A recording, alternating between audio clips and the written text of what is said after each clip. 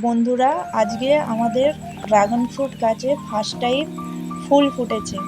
তো এর থেকে আনন্দের বিষয় আর আমার ছেলের জন্য কিচ্ছু নেই। দুজনেই রাতে উঠে পড়েছি ছাদের উপর।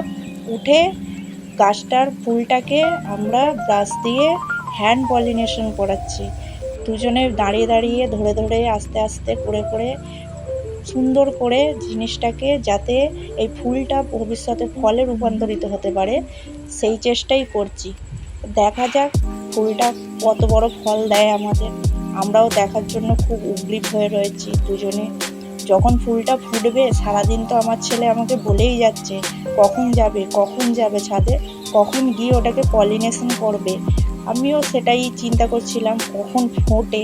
যাকগে শেষমেশ দেখলাম এত সুন্দর হয়ে ফুটেছে। আর তারপর আর ধৈর্য ধরল না, গিয়ে আমি আমার কাজটা সেরে ফেললাম।